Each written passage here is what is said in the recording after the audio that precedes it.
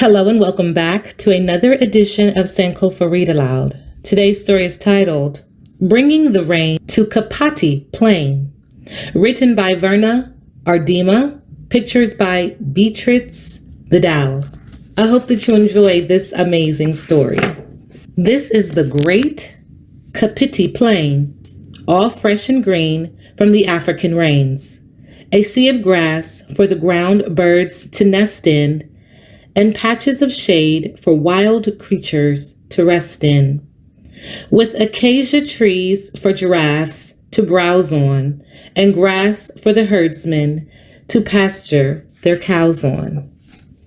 But one year the rains were so very belated that all of the big wild creatures migrated. Then Kipat helped to end that terrible drought. And this story tells how it all came about. This is the cloud, all heavy with rain, that shadowed the ground on Kapiti Plain. This is the grass, all brown and dead, that needed the rain from the cloud overhead. The big black cloud, all heavy with rain, that shadowed the ground on Kapiti Plain. These are the cows, all hungry and dry, who mooed for the rain to fall from the sky, to green up the grass, all brown and dead, that needed the rain from the cloud overhead. The big black cloud, all heavy with rain, that shadowed the ground on Kapiti Plain. This is Kipat, who watched his herd as he stood on one leg like the big stork bird. Kipat, whose cows were so hungry and dry, they mooed for the rain to fall from the sky, to green up the grass, all brown and dead, that needed the rain from the cloud overhead, the big black cloud, all heavy with rain, that shadowed the ground on Kapiti Plain. This is the eagle who dropped a feather that helped to change the weather. It fell near Kipat, who watched his herd as he stood on one leg like the big stork bird. Kipat, whose cows were so hungry and dry, they mooed for the rain to fall from the sky, to green up the grass, all brown and dead, that needed the rain from the cloud overhead, the big black cloud, all heavy with rain, that shadowed the ground on Kapiti Plain. This is the eagle who dropped a feather that helped to change the weather. It fell near Kipat, who watched his herd as he stood on one leg like a big stork bird. Kipat, whose cows were so hungry and dry, they mooed for the rain to fall from the sky, to green up the grass, all brown and dead, that needed the rain from the cloud overhead, the big black cloud, all heavy with rain, that shadowed the ground on Kapiti Plain. This is the arrow Kipat put together with a slender stick and an eagle's feather, from the eagle who happened to drop a feather that helped to change the weather. It fell near Kipat, who watched his herd as he stood on one leg like the big stork bird. Kipat, whose cows were so hungry and dry, they mooed for the rain to fall from the sky, to green up the grass, all brown and dead, that needed the rain from the cloud overhead, the big black cloud, all heavy with rain, that shadowed the ground on Kapiti Plain. This is the bow so long and strong, and strung with a string, a leather thong, a bow for the arrow Kipat put together, with a slender stick and an eagle feather. From the eagle who happened to drop a feather that helped to change the weather. It fell near Keepat, who watched his herd as he stood on one leg like the big stork bird. Keepat, whose cows were so hungry and dry, they mooed for the rain to fall from the sky, to green up the grass all brown and dead, that needed the rain from the cloud overhead, the big black cloud, all heavy with rain, that shadowed the ground on Kapiti Plain. This was the shot that pierced the cloud and loosed the rain with thunder loud. A shot from the bow, so long and strong, and strung with a string, a leather thong. A bow for the arrow Keepat put together with a slender stick and an eagle's feather.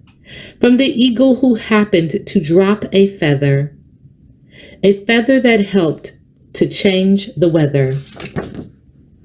It fell near Keepat, who watched his herd as he stood on one leg like the big stork bird. Keepat, whose cows were so hungry and dry, they mooed for the rain to fall from the sky, to green up the grass all brown and dead, that needed the rain from the cloud overhead, the big black cloud, all heavy with rain, that shadowed the ground on Kapiti Plain.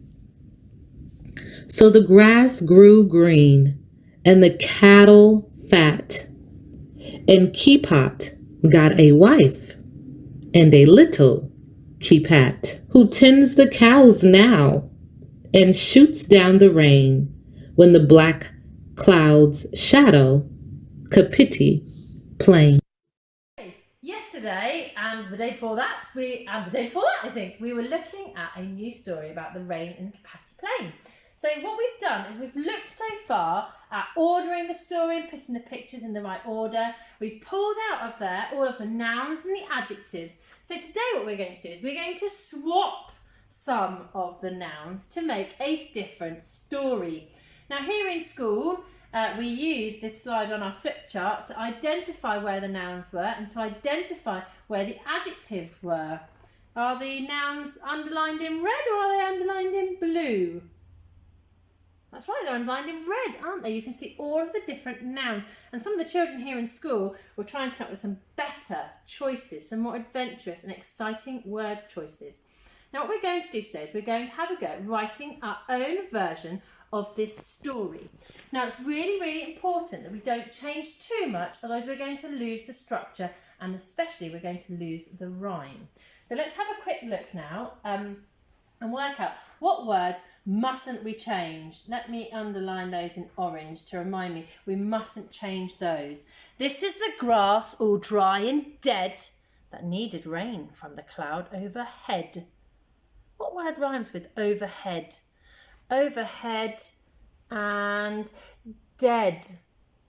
So that adjective I'm not going to change. I'm not going to change. What I am going to change is I am going to change the noun. And if you look up here, normally I'd ask you guys to come up with some really good suggestions of what I might change it to. But look, you can see without any water, look what is dying there. It's a flower. So I might substitute in a minute. When I come to write, I might write, this is the flower. All, well, we don't want dry. What's a better word than dry? Well, you guys aren't here. Mrs. Marsh, have you got a better word than dry? Wilted. Oh, that's a nice word. Or withered. Oh, withered. It's a good job you're here, Mrs. Marshman, isn't it? Withered. Oh, it's got the word with in it, look. With, d. Oh, hold on, I've messed up there. D. Withered. There's the ed. Withered. Withered. Withered means when it's falling over because it hasn't got enough water. So that's a really good suggestion of what I'm going to change. So I could change my first bit to say, this is the flower, all withered and I must keep this one, dead. So I'm going to cross that one out and I'm going to change it to withered. And I'm going to cross this one out and I'm going to change it to my flower. This is the flower, all withered and dead, that needed the rain from the cloud overhead. Right, okay, let's have a look at the next sentence and see which words here rhyme. Which words mustn't I change? These are the cows, hungry and dry, who mooed for the rain to fall from the sky. What word rhymes with sky? Shout it out. That's right, the word dry. So I mustn't change that word, otherwise I'm going to lose the rhyming pattern of my story. Now what I am going to change is I'm not going to have cows in my story, and I'm not going to use the word hungry. I'm going to choose a different adjective. These are the, look, I've got a new noun. These are the, not cows, these are the ducks. Something and dry. I need another adjective that describes my ducks. You're not here. Mrs. Marshman, can you think of one? Dirty. Ooh, nice word. Or we could have muddy. Or muddy. We could have muddy. Muddy would be good. We think of a better word. I bet the children would have a really good suggestion. They'll be shouting at Filthy. us now. Filthy. They do get really, really dirty, especially in farm school at the moment. We've had all that rain. Filthy. E at the end of the word, like mummy, daddy, baby. Filthy. These are the ducks, filthy and dry, who mooed. No, we can't have mood. I'm going to have to change that verb, aren't I? We're not going to have a speech verb for, we're going to have, what noise do they make? Quacked, that's right. These are the ducks, filthy and dry, who quacked for the rain to fall from the sky. So I need to remember the word quacked. I need to remember these words in a minute so I can put them on my story plan. Okay, this is the eagle who dropped a feather to change the weather. Which words there rhyme? Which words mustn't I change? That's right, weather. I'm going to keep that word. What word rhymes with weather? I need everyone to be shouting it. Feather. That's right, a feather. So I mustn't change the word feather. This is the... What noun have I chosen there? I've chosen a pigeon. Well, that's a hard word, isn't it? P-I-G-I-N. Pigeon. This is the pigeon who dropped a feather to change the weather. Now, actually, this part of the story I'm going to keep the same. This is the arrow that Keepat put together. Or maybe not Keepat. Keepat doesn't live here in England, does he? Who could we have? Should we have me? Should we have Mrs. Cutler? This is the arrow that, so we'll change that. All right, Mrs. Cutler. So we need a little, I need a picture of me. So I put me with a big smiley face. There we go. Oh, I've got one eye and a nose. There we go. That's the very year old drawings. I've got no hair. Oh my goodness me. It's a bit sweaty because I've been doing club size. There we go. There I am. This is the arrow Mrs. Cutler put together from a slender stick and a pigeon feather. This is the bow, long and strong. We could change those words. We could change those adjectives. We could have better adjectives than long and strong, or you might want to keep them. This is the bow, long and strong, strung with a string and a leather thong. This was the shot that pierced the cloud, which let down the rain and thunder so loud. So what you're going to do today is you're going to have a go at drawing. Now, I'm not the best artist in the world, so I have cheated and I've put my pictures in here, but you guys are amazing at drawing. You can have a go at drawing those. And what I'm going to annotate on here is the words that we thought of. So what were the words that I was going to use? So I was going to use the word flower, wasn't I? That's my noun. And what was that really, really exciting adjective that Mrs. Marshman came up with? Oh, it was withered. Withered. I'm going to write that over here. Withered. Withered.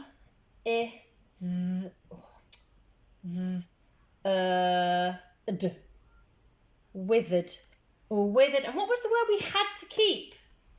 Let's go back. Withered and dead. That needed rain from overhead. So that's the story. We don't need to read that again. Withered and dead.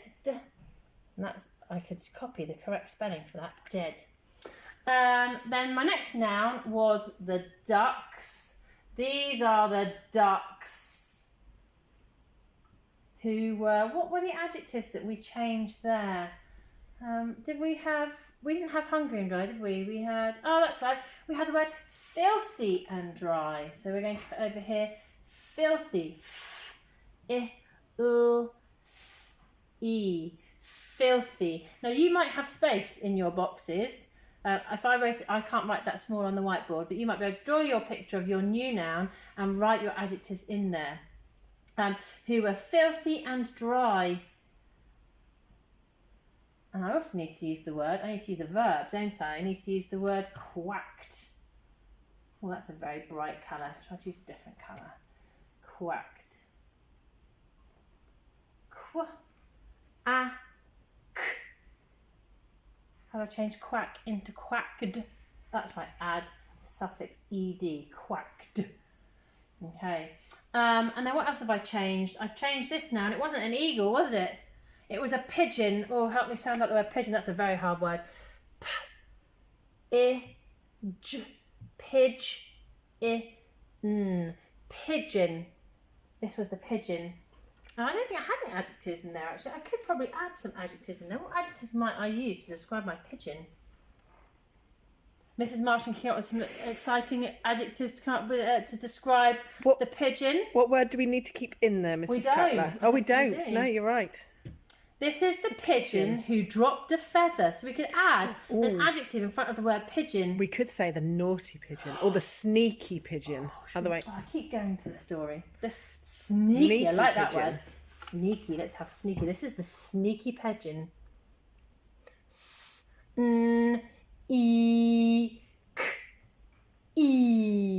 Sneaky. Now I would actually tell you that sneaky is actually spelled with the E cup of tea, not E.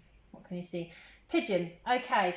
So then what you're going to do, when you've got your story plan together, so you're going to change these three nouns here, you can keep this part of the story the same. Okay. When you've got your story plan together, you're going to then have a go in your writing books at having a go at writing that sentence. So remind myself what my first sentence is going to be, because I've only changed a little bit. So it will be, this is the flower, withered and dead, that needed the rain from the clouds overhead. So I'm going to remind myself, this is the flower, capital letter, sitting my letters on the line. This is the, easy peasy, we know this word, flower, ow, brown cow. This is the flower. What was my adjective? Withered and dead. This is the flower, all withered.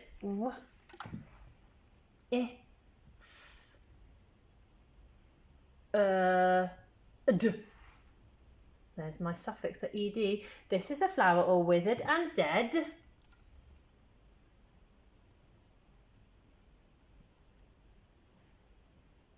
That